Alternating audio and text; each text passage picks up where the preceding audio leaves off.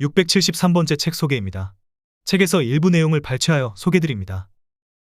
책 제목, 이것은 빠른 경제적 자유를 위한 책. 저자 이의석. 출판일, 2023년 8월 23일. 상상빌더 한 줄 요약. 경제적 자유의 은퇴 준비. 책 소개. 로또처럼 얻는 경제적 자유는 이제 없다. 타인의 신화에 휘둘리지 않고 내 힘으로 이루는 인생 설계. 당신이 지금부터 은퇴를 생각하면 좋겠습니다.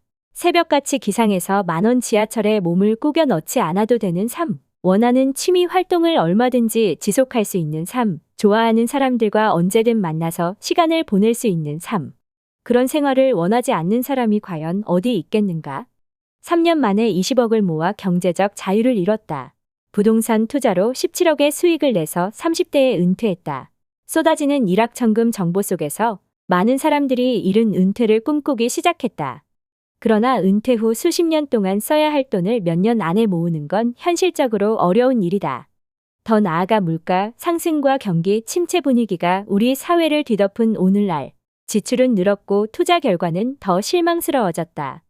그렇다면 지금 우리가 빠른 경제적 자유를 얻을 수 있는 방법은 전혀 없는 걸까?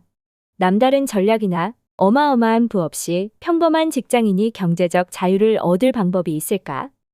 국제공인재무설계사, 회계관리사, 외환관리사 등 13종의 금융자격증을 취득한 저자 이의석은 빠른 경제적 자유를 위해서는 구체적인 계획이 가장 중요하다고 말한다.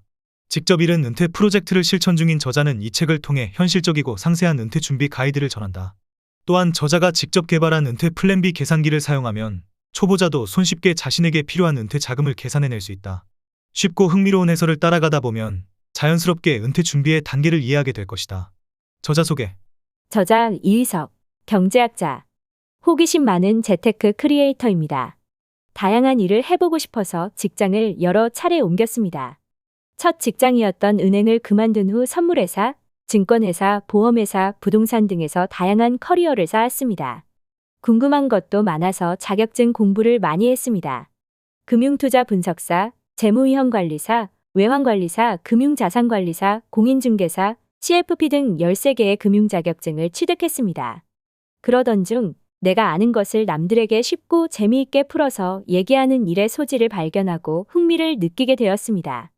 그래서 지금은 금융, 재테크와 관련된 글을 쓰는 것을 새로운 직업으로 삼고 있습니다. 책에서 얻은 내용.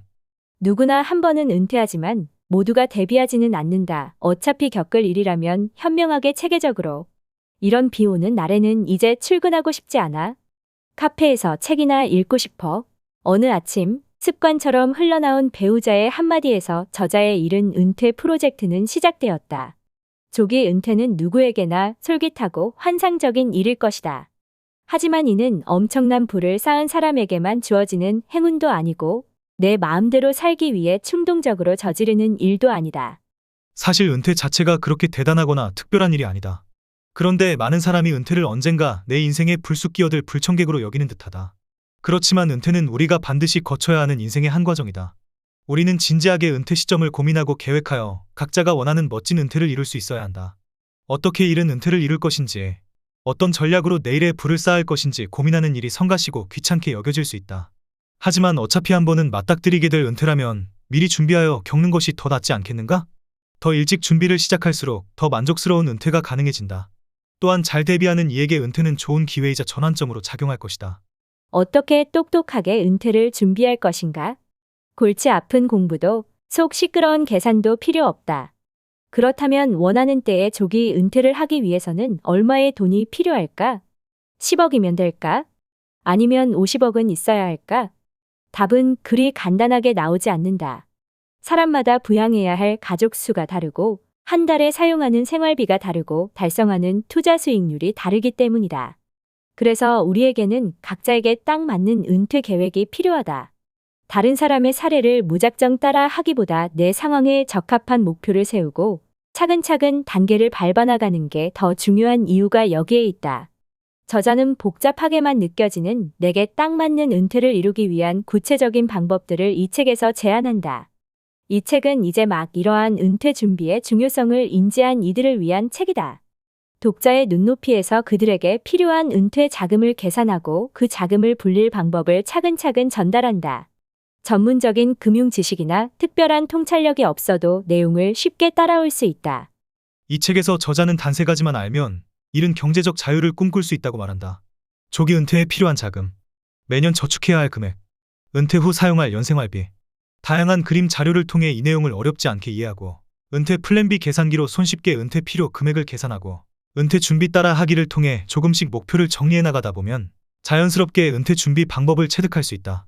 나아가 연금 활용법과 포트폴리오 운용법을 익히게 된다면 예상보다 더욱 빠른 은퇴도 꿈꿔볼 수 있을 것이다. 로또처럼 이루어지는 조기 은퇴는 없으니까. 어느 비 오는 날 아침이었습니다. 출근 준비를 하던 아내가 슬픈 눈빛으로 제게 말했습니다. 이런 비 오는 날에는 출근 안 하고 카페에서 책이나 읽고 싶어. 저는 아내의 이런 출근 회피 성향이 단지 날씨에서 비롯된 것만은 아니라는 걸 너무나 잘 알고 있었습니다.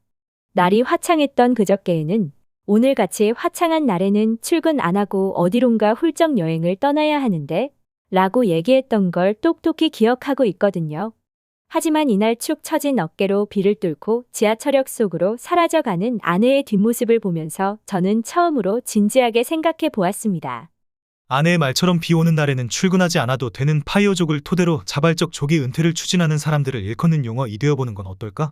저는 먼저 우리 부부가 파이어족이 되는 것이 현실적으로 가능한지 따져보기로 했습니다. 작년에 국제공인재무설계사 자격증을 준비하며 사용했던 재무계산기를 오랜만에 서랍에서 꺼내 몇 가지 숫자를 입력해보았습니다. 국민연금공단 홈페이지에 들어가서 우리가 조기 은퇴를 하면 받게 될 연금액을 체크해보기도 했고요. 아내의 퇴직연금이 무사히 적립되고 있는지도 조회해보았죠. 우리 부부가 노후 자금으로 모으고 있던 투자용 계좌의 잔고와 수익률도 꼼꼼히 따져보았습니다. 그리고 저는 마침내 결론에 도달할 수 있었습니다. 5년만 잘 준비하면 파이어족 가능하겠는데. 계산을 마친 뒤 저는 조기 은퇴 계획을 아내와 공유하고자 했습니다. 이건 어찌 보면 당연한 과정이었습니다. 파이어족이라는 목표를 이루기 위해서는 두 사람의 노력이 모두 필요했으니까요. 하지만 이 과정에서 난관이 있었습니다. 아내가 제 조기 은퇴 계획을 제대로 이해하지 못했거든요. 아내의 눈앞에서 재무계산기를 아무리 두드려봐야 그건 의미 없는 행동일 뿐이었습니다. 제 현란한 계산 실력은 아내에게 전혀 전달되지 않았던 것이죠. 고민 끝에 제 37번째 특기를 써먹어 보기로 했습니다. 바로 엑셀입니다. 재무계산기를 두드려서 어렵게 계산해야 했던 은퇴 계획을 엑셀 파일 하나로 간단히 계산할 수 있도록 만들어 보았습니다. 그 결과물이 바로 본문에 등장하는 은퇴 플랜 B 계산기입니다. 엑셀을 사용해 본 적이 없다고 미리부터 너무 겁먹을 필요는 없습니다. 제가 책에서 알려드리는 대로만 하면 누구나 쉽게 사용할 수 있을 테니까요. 은퇴 계획에 엑셀을 활용한 것은 신의 한 수였습니다. 은퇴 계획을 세우고 설명하는 일이 매우 쉬워졌거든요. 제 아내도 이해할 수 있을 정도로 말입니다. 제가 만든 은퇴 플랜 B 계산기는 몇 년 뒤에 은퇴를 하고 싶은지, 은퇴 희망 나이 등 몇 가지 숫자만 입력하면 조기 은퇴에 필요한 모든 결과 값을 자동으로 계산해 알려줍니다. 조기 은퇴를 하기 위해 얼마의 금액이 필요한지 은퇴 필요 자금, 그 돈을 만들기 위해 매년 얼마씩 모아야 하는지 매년 저축 금액, 그리고 은퇴를 한 뒤에는 물가 상승률을 반영하여 매년 얼마씩 인출해 쓸 수 있는지 은퇴 후 연생활비 등을 바로바로 계산해줍니다. 이런 것이 바로 엑셀의 매력 아니겠어요? 이 엑셀 파일이 무척이나 만족스러웠던 저는 몇 주 동안 자아도취에 빠져 있었습니다. 신이시여, 정녕 이 작품을 제가 만들어낸 것이란 말입니까? 이러면서 말이죠. 그러다가 문득 이런 생각까지 하게 됩니다. 이 좋은 툴을 우리 부부만 사용할 게 아니라 다른 사람들도 사용할 수 있도록 만들어 보는 건 어떨까? 이를 위해서는 꼭 필요한 것이 하나 있었습니다. 바로 은퇴 플랜 B 계산기의 사용 설명서입니다. 아무리 성능 좋은 툴을 사용하더라도 올바른 입력 값을 넣지 않으면 정확한 결과 값을 얻어낼 수 없을 테니까요. 이 엑셀 파일을 처음 보는 사람도 올바른 숫자를 넣을 수 있도록 설명이 필요했습니다. 또한 제 설명서는 반드시 쉽고 재미있어야 했습니다. 예전에 A사 재무계산기의 사용 설명서를 진지하게 읽어본 적이 있는데 일부러 재미없게 적으려고 해도 그렇게까지 재미없기란 쉽지 않았을 거라는 생각이 들더라고요. 저는 제 글이 절대로 재무계산기의 사용 설명서처럼 지루해서는 안 된다고 생각했습니다. 그래서 읽는 사람들이 지루하지 않도록 스토리도 만들어 놓고 그림도 만들어 놓고 예시도 다양하게 집어넣는데 집중하기 시작했습니다. 그렇게 수개월을 작업한 뒤 저는 한 권의 책과 하나의 교훈을 얻을 수 있었습니다. 책은 여러분이 지금 보고 있는 바로 이 책이고요. 교훈은 앞으로는 일을 너무 크게 버리지 말자는 것입니다. 비 오는 날 아내의 뒷모습을 한번 봤을 뿐인데 책까지 쓰게 될 줄은 정말 몰랐거든요. 여기까지가 이 책이 세상 밖으로 나오게 된 사건의 전말입니다. 잘, 여기까지 읽고 어떤 분들은 이런 궁금증이 생길 거예요. 아니, 도대체 그 엑셀 파일 은퇴 플랜 B 계산기가 무엇이길래 책까지 썼다는 거야? 그게 그렇게 대단한 거야? 이런 의문을 가지셨다면 여러분의 관심을 유발하려는 제 목표는 일단 달성한 것 같으니 이제부터는 조금 다른 얘기를 해보겠습니다. 저는 7년째 개인 블로그를 운영하며 이런저런 주제로 글을 쓰고 있습니다. 그런데 제게 이웃 신청을 해주시는 분들의 별명이나 블로그 소개를 보면 요즘 얼마나 많은 사람이 경제적 자유라는 단어에 관심을 가지고 있는지 알 수 있습니다. 이분들의 블로그에 들어가 보면 제목에서부터 경제적 자유에 대한 열망이 느껴집니다. 경제적 자유를 꿈꾸며 파이어족, 경제적 자유로 가는 길 등등 경제적 자유를 쟁취하고 싶다는 생각은 어찌 보면 너무 당연한 일입니다. 생각해 보세요. 우리 주위에 내가 지금 다니고 있는 직장을 너무나도 사랑해서 하루하루 보람을 느끼며 일을 하는 사람이 몇 명이나 될까요? 우리 가운데 거의 대부분은 이런 생각을 품으며 살아가고 있을 겁니다. 내게 돈만 충분히 있어봐. 그럼 나는 내가 진짜 하고 싶은 일들을 하면서 살 테야. 그런데 정말 이상한 일입니다. 이처럼 파이어족을 희망하는 사람은 그렇게나 많은데 성공했다는 사람은 찾아보기 힘드니 말입니다.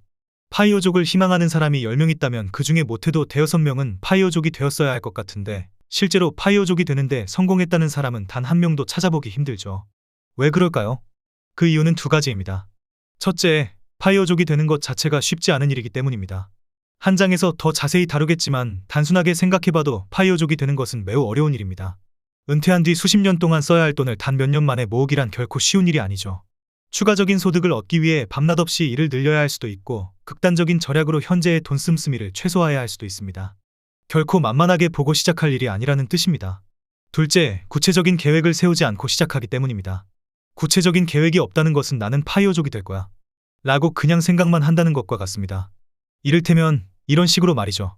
나는 로또에 당첨되기만 하면 파이어족이 될 거야. 며칠 전에 몰빵한 주식이 20배만 오르면 나도 파이어족이 되겠지? 하지만 이처럼 운에 기대거나 높은 위험을 감수하는 것은 우리가 파이어족이 되는데 별로 도움이 되지 않습니다. 만약 제가 파이어족이 되기 위해 매주 로또를 산다고 가정해 보겠습니다. 로또 1등에 당첨될 확률은 대략 814만 분의 1이라고 하지요. 그런데 당첨될 확률이 낮다는 건 알겠는데 그 확률이 얼마나 희박한지는 감이 잘 오지 않습니다. 만약 매주 5,000원씩 로또를 산다면 과연 저는 몇 년이 지났을 때 1등에 당첨될 수 있을까요? 확률적으로 따져보면 정답은 약 15,654년입니다. 15,654년 동안 매주 5,000원씩 꾸준히 로또를 산다면 저도 파이어족이 될 수 있겠네요. 단군 할아버지가 고조선을 세운 지 4,356년밖에 지나지 않았다는 사실을 기억하시기 바랍니다. 로또를 사는 대신 주식 종목에 몰빵을 해보는 건 어떨까요? 아무래도 로또보다는 확률이 높을 것 같은데요.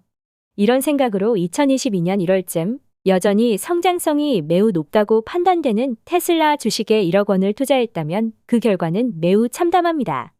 1년 후 여러분이 투자한 1억 원에서 3천만 원밖에 남아있지 않을 테니까요. 계좌 잔고의 감소와 함께 파이어족에 대한 희망도 사라져 버립니다. 결국 구체적인 계획 없이 파이어족이 되겠다는 다짐만 매일 해봤자 실현 가능성은 매우 낮을 수밖에 없습니다. 우리에게 가장 필요한 것은 파이어족이라는 목표를 향해 나아갈지도, 즉 로드맵입니다. 이 말은 조기 은퇴를 하기 위해 얼마의 금액이 필요한지, 은퇴 필요 자금, 그 돈을 만들기 위해 매년 얼마씩 모아야 하는지, 매년 저축 금액, 그리고 은퇴한 뒤에는 물가 상승률을 반영하여 매년 얼마씩 인출해 쓸 수 있는지 은퇴 후 연 생활비를 따져보고 파이어족이 되기 위한 큰 그림을 그려야 한다는 뜻입니다. 아, 잠깐만요. 그런데 이 내용을 어디서 본 것 같지 않나요? 네, 맞습니다.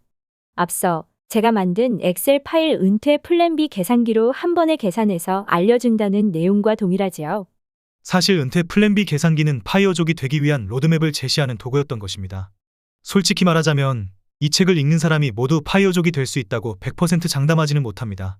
파이어족이 되기 위해서는 기본적으로 지독한 의지와 노력이 필요하기 때문입니다. 그만큼 쉽지 않은 일이죠. 하지만 파이어족이 되고야 말겠다는 의지가 충분하다면, 그리고 이 책에서 다루는 대로 계획을 세우고 노력할 준비가 되셨다면, 이 책은 파이어족이 될 수 있는 가능성을 비약적으로 높여줄 거라고 자신 있게 말씀드릴 수 있습니다.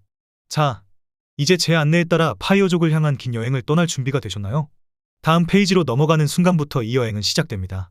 내 돈이 효율적으로 돈을 벌어오게 하기 위해서는 그 수단이 되는 금융 상품을 이해하는 것이 필수입니다.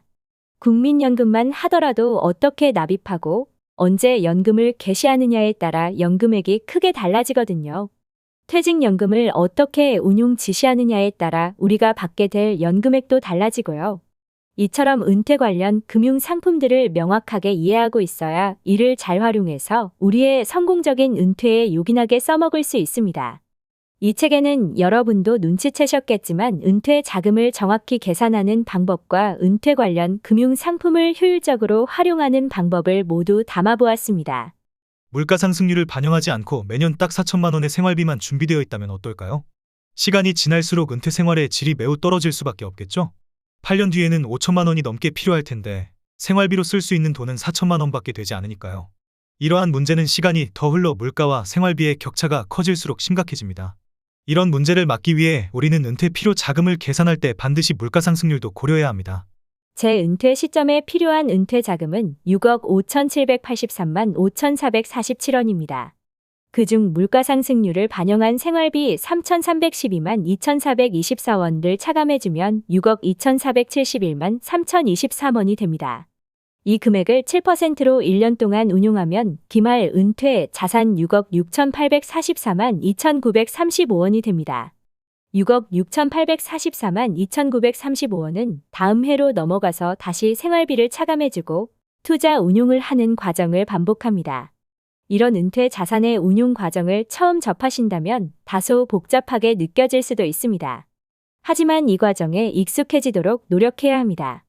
몇십 년이나 되는 은퇴 기간 동안 계속 반복해야 하는 과정이기 때문입니다.